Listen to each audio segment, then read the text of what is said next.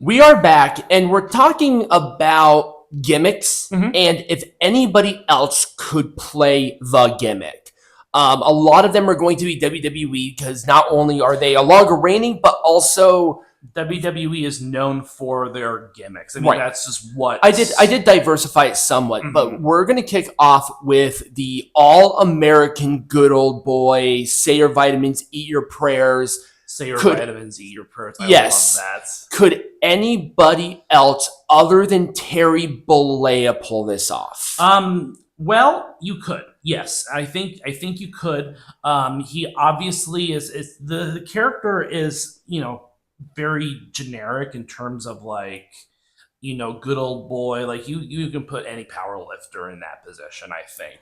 But Hogan, once again, Hogan, you have to have a certain amount of charisma. Yeah, you have to have a certain amount of character. I do not think anybody else could have done. I couldn't name anyone off the top of my head, but when it comes to this actual gimmick, you could put it on somebody else. I just don't know if it would have the same amount of impact because we don't live in an alternate reality. Right. I mean, maybe Randy Savage could have had something, but at the same time, Hogan was just that, once again, that good old boy American that they needed to strap the rocket ship to. Yeah. It's like with Randy Savage. Is there anybody else that could have done Randy Savage other than Randy Poffo? Right. We don't know. We don't. But again, now for me, you're right. And theoretically, Hogan could have been played by anybody. Yeah. But it would not have had the actual cultural impact if it wasn't Terry Bollea. Maybe. I mean, again, I don't know because that was so long ago and that character is so timeless that it's like, right.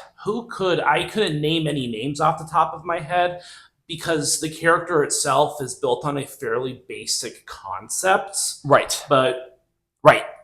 Now let's go to another person. And now this one is not necessarily just Undertaker.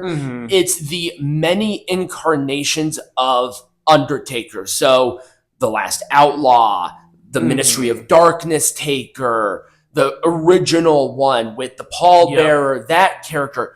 Could anybody else have pulled it off as well as Mark Callaway? There are a lot of Undertaker impersonators out there, so I'm sure that given the right stature and the right sort of time and money being put behind the character, yes.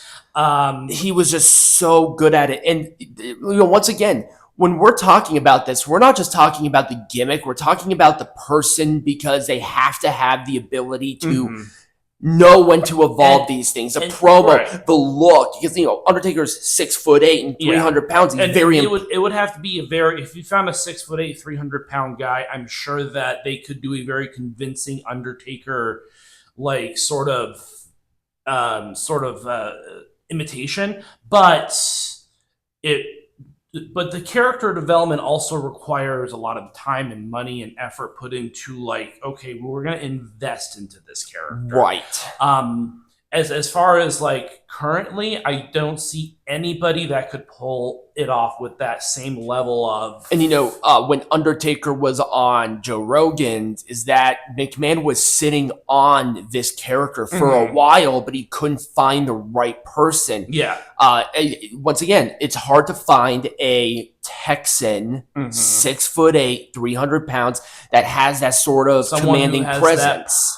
Perfect presence. Yeah, and you're right. He did mention that the gimmick itself was conceived by Vince, but he couldn't find the right person to portray that character. Until Mark Callaway, and then Callaway just took it and ran with it, and now is a legend. So this one is not necessarily just the gimmick itself and the many sort of looks it comes with. This is about that cross-promotional thing because at this time, Japanese wrestling was very niche. And the Great Muta, because of the costumes and the larger than life and the mist and all of that. Well, when it comes to something like the Great Muta, Japanese wrestling, they don't make the characters for you. You kind of make your own character. Right. So no, it cannot be replicated by another person. Well, there was somebody who did something similar, that Right. the great Kabuki, who was before Muda, Mhm. but Muda just took every component of that to such a different level. Yeah, and again, this is not WWE. They create the character. You just kind of have to do it yourself almost and just run with it. Right. That's why a lot of people in AEW don't have good. There are no characters because no one is helping you create your character. You're kind of on your own. We are going to be talking about that. There are probably a few AEW people that actually have good character, and we are talking about one of them here in a second. But with Muda, you're right. That's why I framed it as, with Muda, his creativity with the costumes and the presentation, that stuff could not be replicated. You could have a lot of imitators. There's only one great Muda. There's only one Kenji Muda. Right. So this is awesome. So talk about versatility. Let's talk about the Sting. Yes. All the Stings. So Surfer Sting. Yeah. Crow Sting. Joker Sting. That again, this is one of those situations where it was not something that he created. I don't know, because I don't remember, but back in the Monday Night Wars that the WWE Network produced, didn't WCW initially have created the Surfer Sting for him? I think they did, because remember, Sting is from Venice Beach, and he was already the bodybuilder too. Yeah, and that's kind of what I thought. I'm like, didn't he? I think he had some influence within it, but I think Sting was already a thing that they had, just like Undertaker. Yeah, I mean, it was like, didn't WCW create this character, and then he kind of evolved it on his own? Because he was given especially in TNA, he was given a lot of creative freedom to do kind of whatever he wanted. And then he did the Joker Sting, and people thought, oh, that was stupid then, but now looking at it, it's like, it was a stroke of genius. So this is one of those things, again, where there's a little bit of a combination. And then what about Crow Sting? Where it's like, at this point, when you see the face paint and the very macabre look, who do you think of more? Do you think of Brandon Lee's Crow or the wrestler? I think more people see the wrestler now. He's almost taken that look that he got from the Crow. And I don't know. Steve Borden is the only person who could have done this. I think he really had that sort of mind to change things when they needed to be changed. And he had the capability to wrestle multiple generations, too. Keep that in mind, too. He started in the 80s. Mm-hmm. Dusty Rhodes. And we're talking about background here with this guy. Another good old boy. Now, somebody who possibly could have done Hulk Hogan, too, is Dusty Rhodes. But again... But could Hogan do Dusty Rhodes? No. because Dusty Rhodes came from... This is again another very specific type of character. Like this, it is hard to fake someone with a background such as his and put it into someone else's body. And then you also just have to have... This is an instance where your character is based off of lived experience. This is not something that is made for you. You just kind of were literally born into it. Right. Now here's another component that I think one way could go one way and the other way couldn't go the other way. Dusty Rhodes' appearance. He was a bigger guy. Mm. He was the guy who looked like everybody else. Right. And I think with Hogan, he was that just larger than life personality where you could build a company around Dusty. Mm-hmm. But it's like, could you have done that whole, that American dream? I'm a common man like Hogan. You couldn't, because Hogan didn't look like everybody. No. Dusty did. Right. But Dusty's just charisma, how he connected, his promo work. Nobody else could have done Dusty other than Dusty. Yeah, and like I said, lived experience played a big role in his character development as well. And then you have to give some, which is hard to replicate. Right. And then you have to give some flowers to Flair too, because Flair, that was his biggest rival. It's like such a stark difference between the common man and then the rich guy. Right. But it's great to see that. Let's go to a woman. Trish Stratus. Now you're like, well, Trish Stratus is a product of her time. she did have a gimmick though. She was a fitness instructor when she came into the company with. But that's again, you lived experience. Right. She was a fitness instructor IRL, and she was a wrestling fan, and she was also a model in the past as well. So she had the perfect package, but she was also a product of her time. But then she improved, and just like really put herself into this position of what you could really do. And not just that. Think about when she returned, she reinvented herself as thank you, Trish, as the veteran who didn't feel appreciated, and then she became more of a badass, totally different Trish Stratus. So, but nobody else could have done it other than her, right? Because she was. I mean, she still looks great. I would still hit it. I refuse to pull out, even still. And she could be possibly my mom. It's like, I mean, not being that guy, but I'm a guy. I'm looking at Stratus differently than maybe a woman or a gay guy. But it's like she's beautiful, and yet she's still badass and versatile character-wise. It's awesome. And nobody else could do it because that's based on physical appearance, just like Dusty. Lucha. Got it.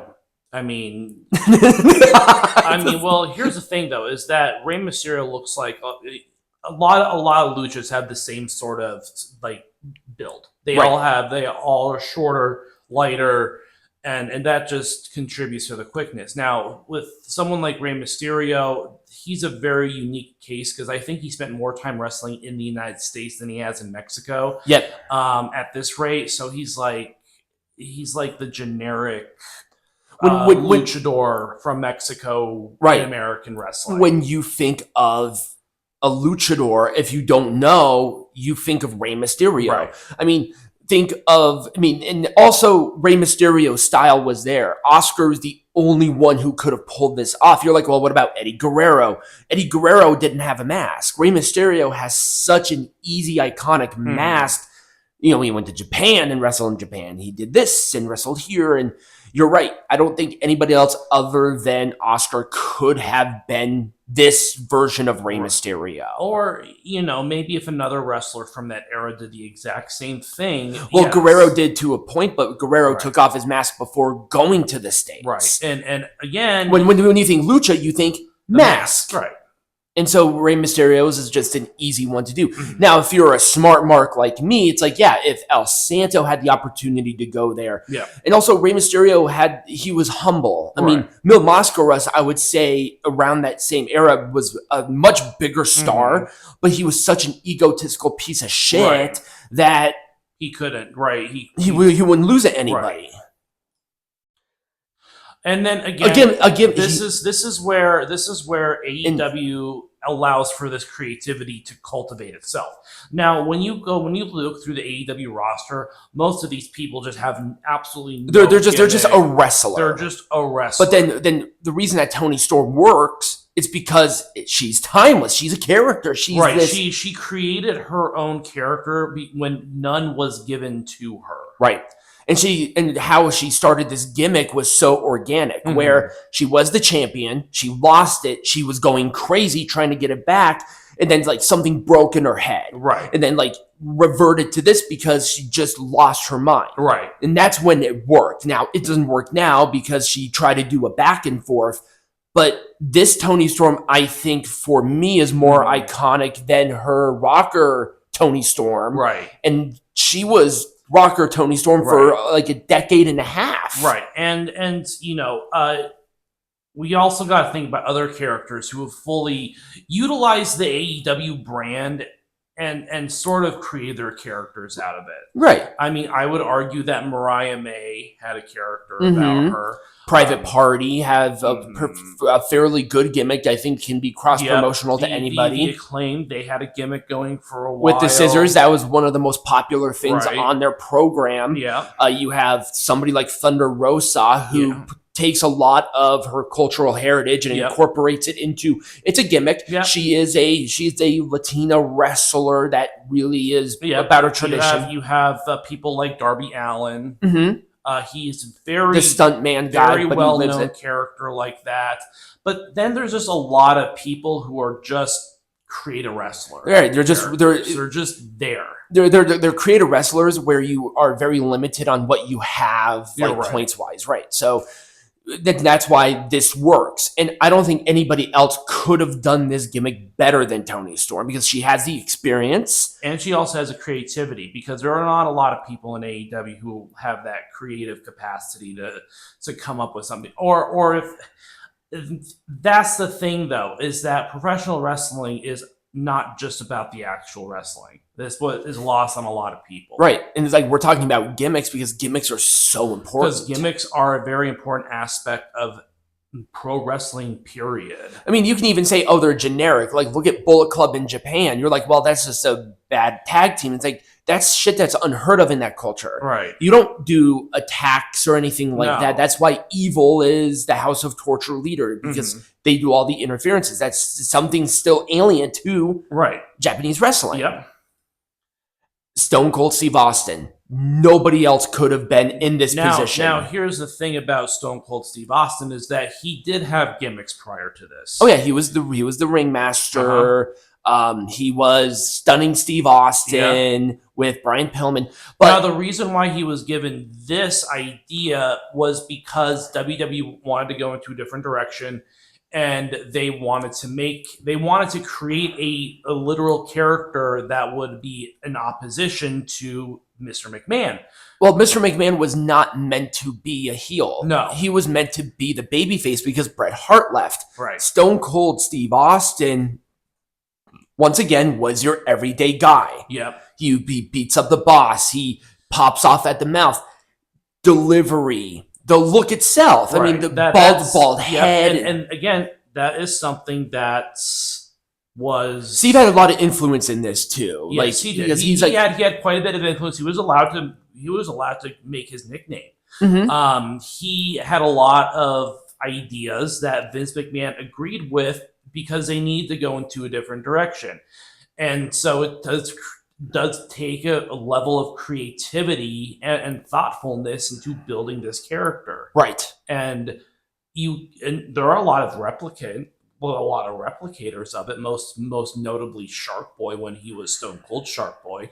And then it's like, okay, would Stone Cold be as popular as he was if he didn't have the foils like a Mr. McMahon, like The Rock? No, because that's a product of the time. That was just the era in which WWE needed to be more edgy because that was something that was needed because they were suffering. And I mean, talk about generic. This guy is the most generic thing. He had black trunks his entire career. But it wasn't about the black trunks. It was about the body that the black trunks was attached to. It was the attitude. Mm-hmm. It was the look outside of that. It's like it's so simple yet it worked. Yeah. And nobody else could have done it like Steve. Nobody else. And that was it. Because we sit there and look at every single gimmick all day long, but we just don't have that kind of time. If there are gimmicks that maybe you want to put into the conversation, put them in the comments. I'm excited to see maybe what you guys come up with. Maybe there's a gimmick that I didn't think of. But these were just a few of them. And I think overall it is the person. Mm-hmm. The person's influence is a gigantic thing about gimmicks. So when we come back, we have a match. Yay!